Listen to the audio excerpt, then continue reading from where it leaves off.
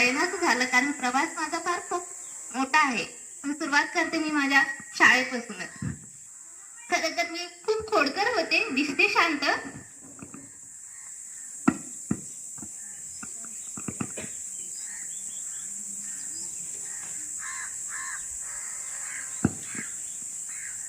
लहानपणापासूनच अभ्यास करण्याची ओढ होती, पण फारशी नव्हती.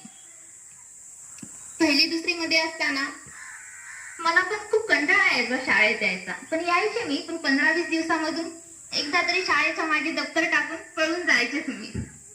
पण हळूहळू परिस्थितीची जाणीव व्हायला लागली, आईचे कष्ट दिसायला लागले, बाबाचा चेहरा नाहीसा झाला व अभ्यास करायला सुरुवात झाली. दुसरीला असताना मला वर्ग शिक्षक डुरके सर म्हणून लागले. त्यांच्या अभ्यास करायची, त्यामुळे त्यांची आवडती विद्यार्थिनीच होते मी. सरांनी जेवढा अभ्यास दिला ते नियमितपणे करत गेले.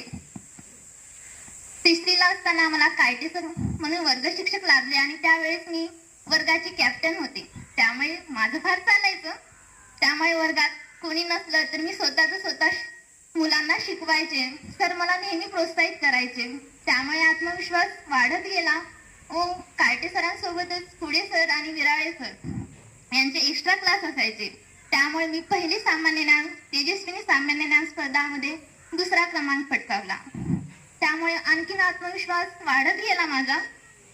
4थीला असताना मला वर्ग शिक्षक पुढे सर म्हणून लागले. त्या काळामध्ये मी फक्त शिक्षणच नाही घेतले, तर मी जीवनाचा सार शिकायला लागले.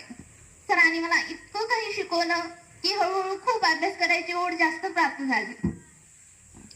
तेव्हा सरांनी घेतलेले एक्स्ट्रा क्लास, प्रार्थनेपूर्वीचा क्लास, शाळा सुटल्यानंतरचा क्लास, रविवारी सुट्टी असली तरी क्लास, सरांची मेहनत पाहून असे मलाही वाटायचं की मी सुद्धा आणखीन अभ्यास करायला पाहिजे. त्यामुळे अभ्यास करत गेले आणि सरांना माझ्या गुणांमुळे सर मला कधी विचारत नव्हते की तुला या परीक्षेमध्ये बसायचं का, तर मी हो म्हणायच्या अगोदरच सर माझे एक्झाम फीस भरून टाकायचे व मला परीक्षेला बसवायचे. सरांच्या मेहनतीमुळे मी अभ्यास करत गेले आणि त्यांनी ज्या ज्या परीक्षेमध्ये मला बसवलं त्या सर्व परीक्षेमध्ये मी प्रथम किंवा 2ऱ्या क्रमांकानेच आले. नंतर पुढे मला वर्ग शिक्षक म्हणून मी 4थीला असताना खूप प्रयत्न करत गेले, त्यामुळे स्कॉलरशिप परीक्षा फार उत्तम मार्गाने उत्तीर्ण झाले मी. त्यामुळे अभ्यास करायची ओढ लागली. 4थीला असताना भरपूर अभ्यास केला, त्यामुळे माझा बेस पण पक्का झाला. नंतर 5वीला वर्ग शिक्षक म्हणून मलमे सर लाभले. सरांनी पण खूप मेहनत घेतली. नवोदयचा सुद्धा एक्स्ट्रा क्लास असायचा, त्यामुळे नवोदय ही परीक्षा आरामात उत्तीर्ण झाले. आणि नवोदय हे मला या शाळेमुळे लाभलं आणि माझ्या आयुष्याला नवी सुरुवात झाली. त्यामुळे या शाळेची मी खूप खूप आभारी आहे.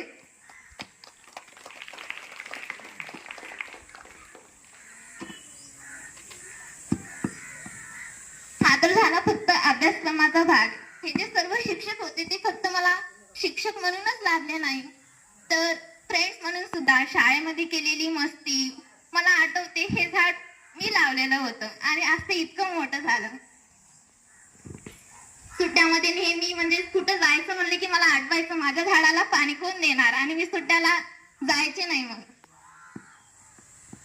आणि शाळेमधलं सांस्कृतिक कार्यक्रम, गेम्स, ह्या सर्व गोष्टीमध्ये म्हणजे खूप मजेशीरपणे पार्टिसिपेट केलं, त्यामुळे शाळा कधी मला नंतर ओझं वाटलंच नाही.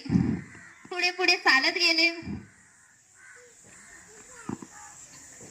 आणि मजेदार गोष्ट म्हणजे शाळेच्या शेवटच्या दिवशी सुद्धा मी मार खूप खाल्लेला आहे, कारण मी इथून 1 मेचा कार्यक्रम संपला आणि मी जाऊन चंपूल खेळू लागले होते आणि मला माहितीच नाही की पुढे सर मागून आलेले आहेत. आणि सर मला मागून येऊन रट्टा मारतात आणि म्हणतात आणखी तुझं खेळणं, कार्यक्रम संपला नाही आणि तुझं खेळणं सुरू झालं. आज हे सर्व सांगताना असं खूप काही आठवणी असे दिसत आहेत मला. आज मला इतकंच म्हणावं असं वाटते, हसते खेळते बालपण आठवताना मला माझा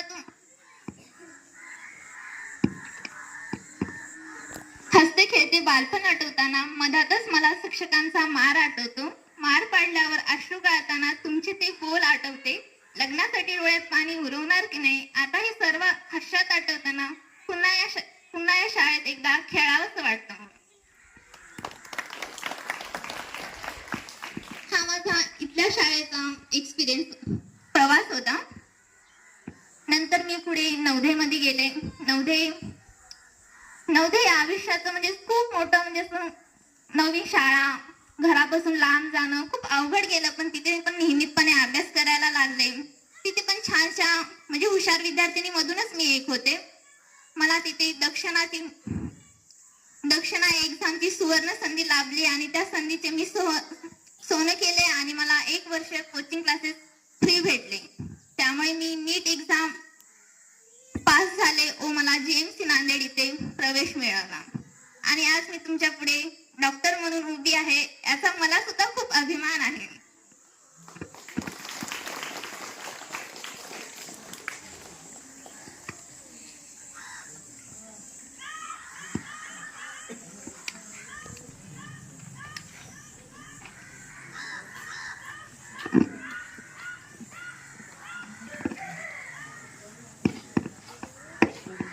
माझ्या या मेहनतीला बघून माझ्या या शाळेत सत्कार केला व मला या शाळेचे आभार मानण्याची संधी दिली त्याबद्दल सर्वांचं मनापासून आभार.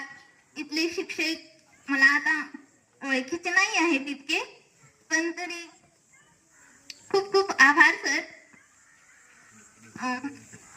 अंगणवाडी सेविका, ग्रामसेविका मॅडम, पोटे मॅडम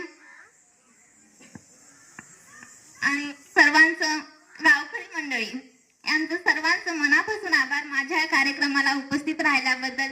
आणि सर्वच म्हणजे मी सुद्धा फार खोडकर होते, खाली मातीत बसायचे. आज शांतपणे ऐकलेल्या भाषण माझ्या या मनोगताला, त्यामुळे विद्यार्थ्यांचं सुद्धा खूप खूप आभार. इतकं बोलून मी माझे शब्द थांबवते.